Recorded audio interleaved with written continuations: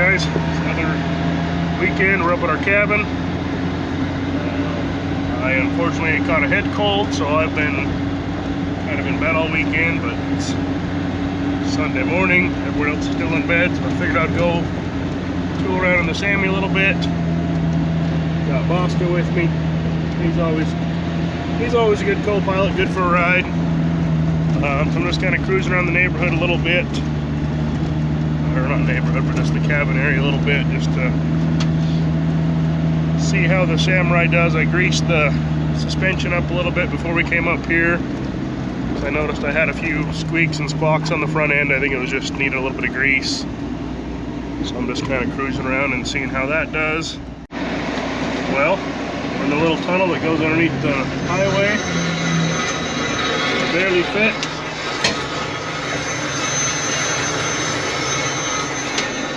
My antenna's rubbing pretty good against the top, but other than that, we clear. Any wider we wouldn't fit though.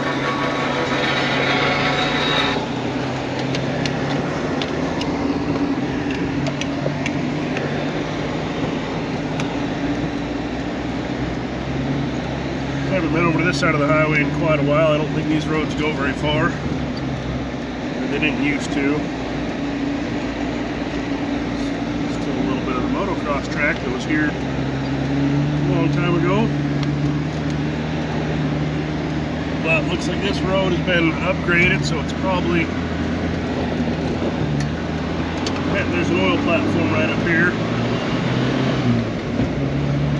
That's out in this unit, or I think it's unit base, whatever it is. Here by Arnold and Duchesne, there's quite a few oil platforms around. Let's cruise up this road, see where we go.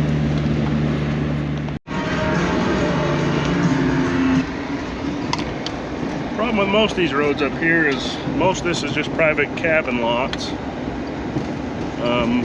And it gets hard to tell what's the actual road and what's just someone's driveway unless they've got a chain across it. So hopefully we don't end up on someone's property somewhere in trouble. But right now we're just following this power line road down towards the bottom. Oh, let's see, now we are they've got, it's open, but they've got their fence up here. So I guess we'll turn around and head back. Last night, Nicole and Cam took the Samurai out down a trail. And sometime, I don't know if they did it, or sometime my park brake sensor is not working. Not that the park brakes have worked very well. I think the springs have stretched out enough to where the brake doesn't really hold unless you're on pretty flat ground, or one too many times unloading it with the brake on. So it needs new rear brakes anyway, so we'll address that when we get that far. But for now, we're just gonna cruise around and head back up to the cabin and get loaded up and head home. It's supposed to be 100 down in the valley today, so we'll kind of hang out up here as long as we dare before it gets too hot, because we don't have AC up here, so it gets pretty warm pretty fast. Figured I might as well, since I was sick Friday and yesterday, get some riding in to get us a video. It's already getting warm.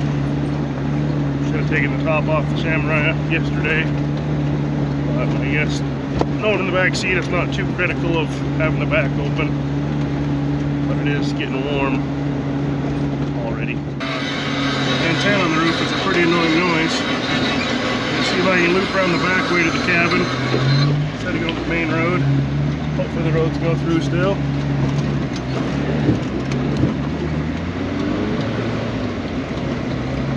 We used to be able to make a loop, but I don't know if we still can, but cruise around, and if not, the main road's not too far back.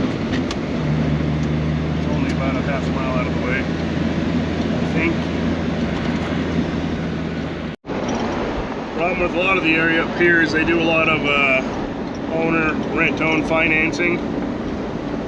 So people buy a lot up here bring a trailer or start building a cabin, and then kind of lose interest, and then the owners take it back over and sell it again.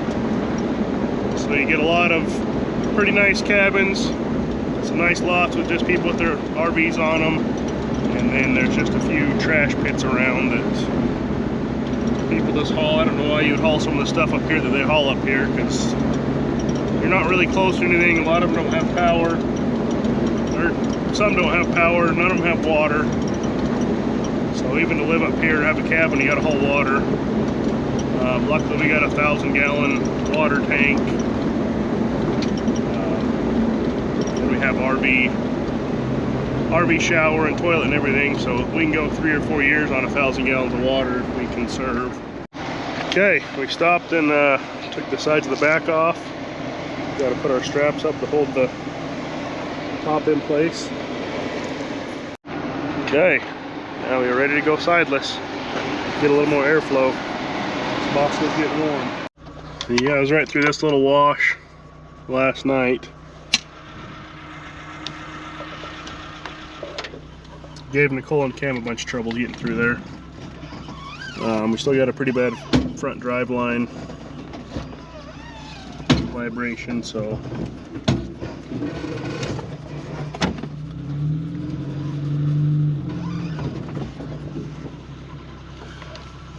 let's see if we can get a good articulation shot here. Couldn't quite get in here at a good enough angle. Stuff the front tire is pretty good though, or the back one.